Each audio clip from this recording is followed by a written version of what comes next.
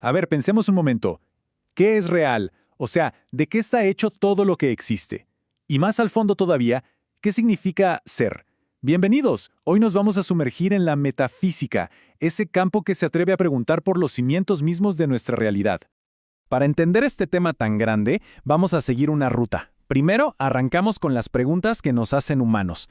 Luego, le ponemos nombre y apellido a la disciplina que las estudia. Después, descubriremos de dónde salió ese nombre, que es una historia buenísima. Veremos por qué la llaman la ciencia de las ciencias y, lo más importante, vamos a conectar todo esto con nuestra vida de todos los días.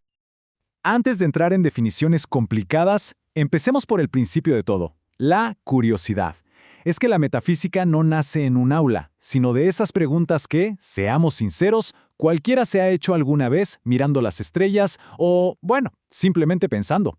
Y ojo, no son solo juegos mentales. Y aquí está el meollo del asunto. Esto no es un ejercicio académico para pasar el rato. Las respuestas que le damos a estas preguntas, a veces sin darnos cuenta, tienen consecuencias muy, muy reales en cómo vivimos, en lo que decidimos y en lo que valoramos.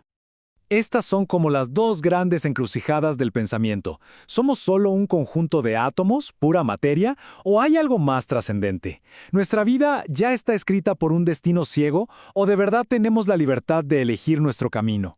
La respuesta que escojamos de verdad cambia por completo las reglas del juego de la vida.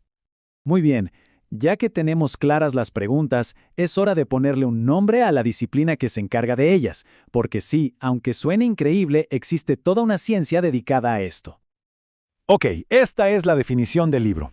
El ente en cuanto ente. Suena un poco intimidante, ¿verdad? Pero vamos a desglosarlo. Pensemos así. La biología estudia a los seres vivos. La química estudia la composición de la materia. Cada ciencia, digamos que agarra un trozo de la realidad.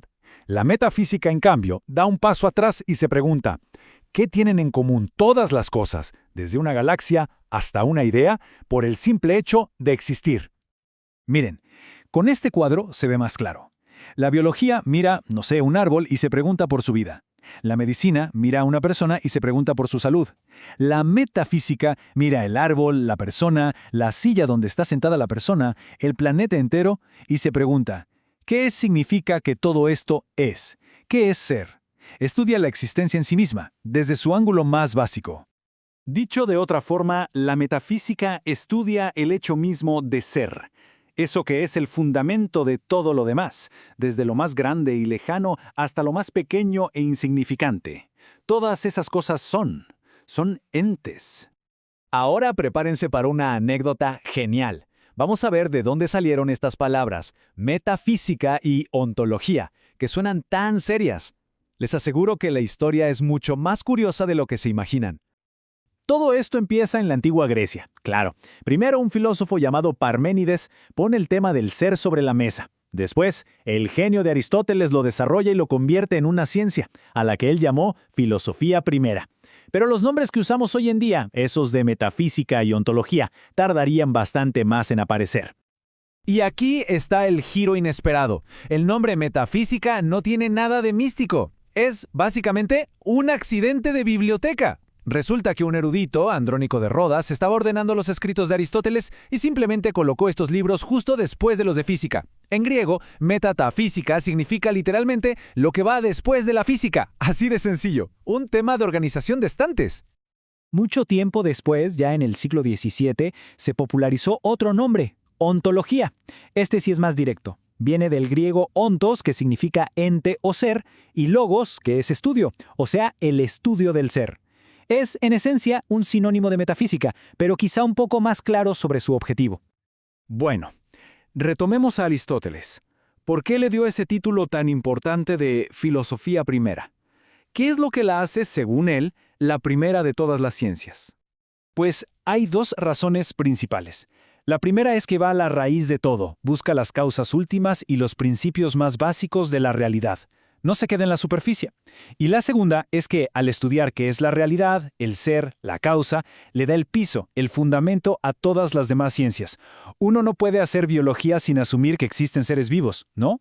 La metafísica estudia esas suposiciones. Y esto no es solo cosa de filósofos antiguos. Es justamente por eso que grandes científicos del siglo XX, como Einstein o Heisenberg, cuando llegaron a los límites de lo que la física podía explicar, se empezaron a hacer preguntas filosóficas. Se dieron cuenta de que su ciencia se topaba de frente con la metafísica.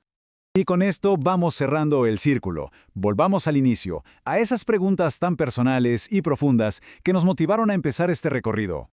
Esta frase de Parménides, el ser es y el no ser no es, hoy nos puede sonar súper obvia, pero en su momento fue una auténtica revolución.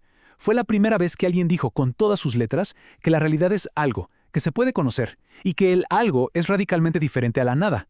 Marcó un antes y un después. Así que la gran conclusión es esta. Las ideas metafísicas que tenemos, seamos conscientes de ellas o no, son las que al final del día dirigen nuestras acciones, nuestros valores y el sentido que le encontramos a la vida.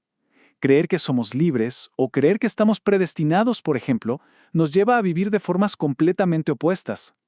Y para terminar, les dejo esta reflexión. Estudiar metafísica no es solo aprenderse conceptos abstractos. En el fondo, es una invitación a mirar hacia adentro, a examinar los cimientos de nuestra propia visión del mundo y a entender, quizá un poquito mejor, qué significa existir.